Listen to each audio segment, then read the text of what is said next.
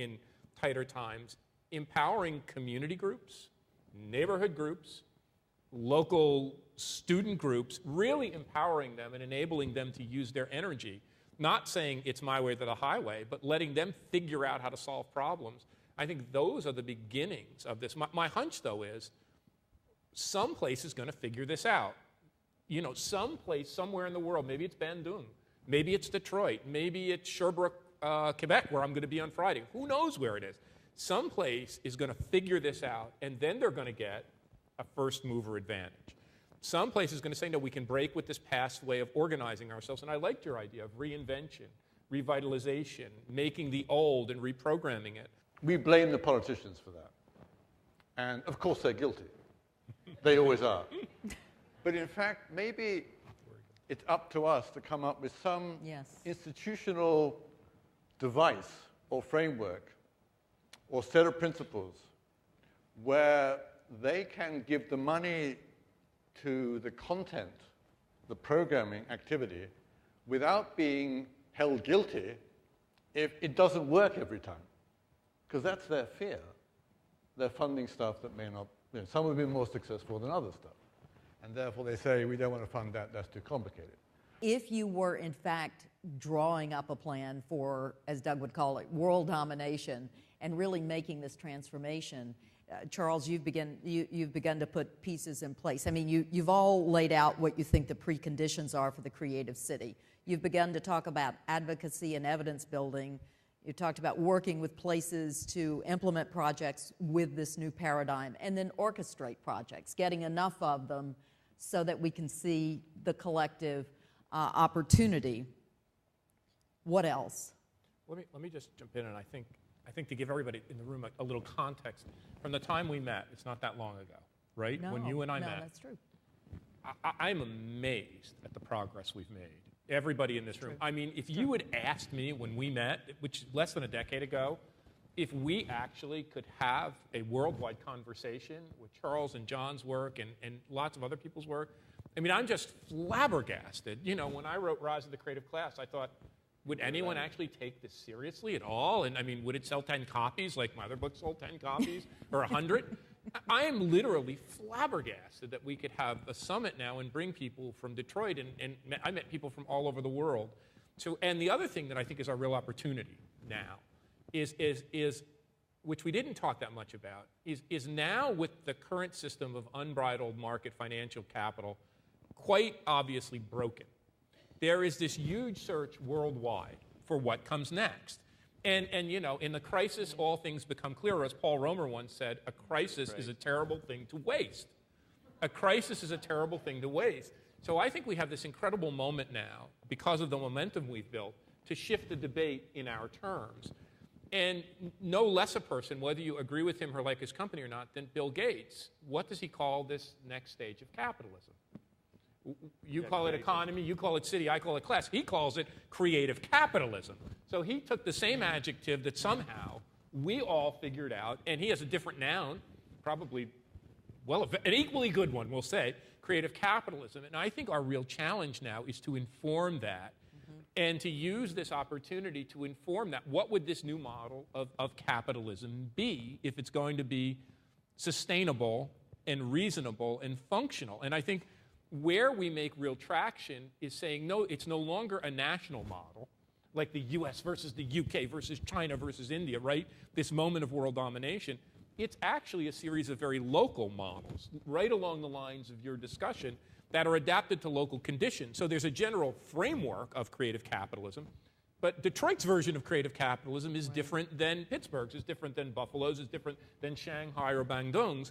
And I think therein lies an enormous leverage point now. I don't think we're going to have the answer for world domination top-down. We're going to create it in a variety of local contexts. To my mind, the new models for collaboration, for sharing on a global basis, for communities, micro-blogging, micro-tweeting, creating stuff, sharing stuff, editing stuff, those are the new models. And the cities are not at the forefront. The cities are catching up. And the cities that will have advantage, leverage, will be the cities that replicate what is happening in cyberspace. Yeah. John, you just said the model may be the internet. I'm thinking about Clay Shirky's book, which I think is fabulous, Here Comes Everybody, as a good book to read, to think about how that system might work, where leadership, in fact, is enabled from all places.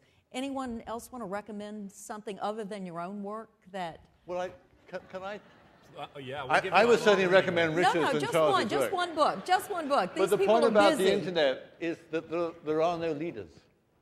So this quest for leaders would, I think, strike a lot of younger people as an odd request.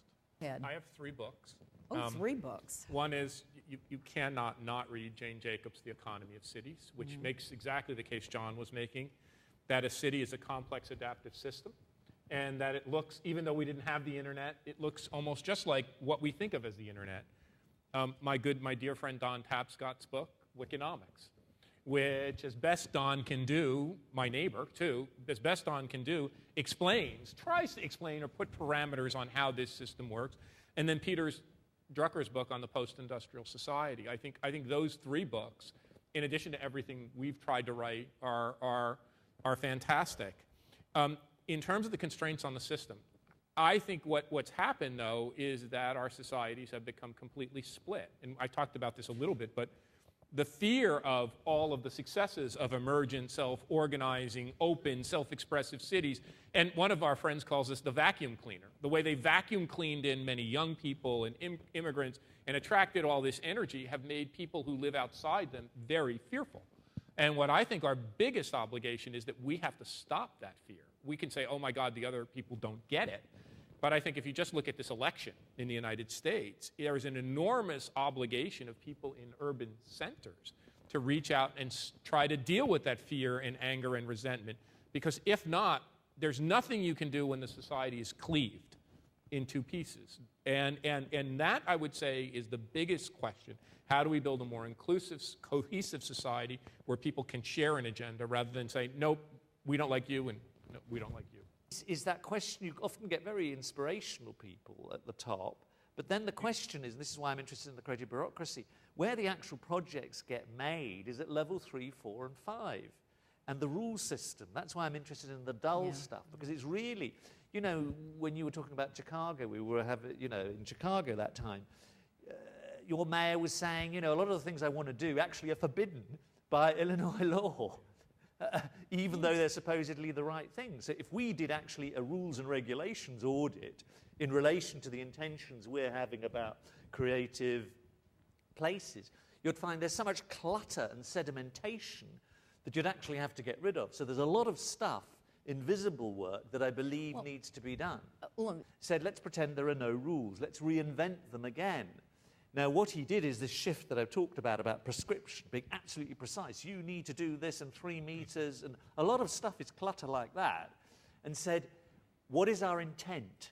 Everything was put in terms of our intention, what I called the principle, against which they were tactically flexible. So I'll give you an example. The intention, for example, on the cycleways, was 60 kilometers of it, was that people actually didn't run over men and women with their kids on the bike. So you had to have a bell.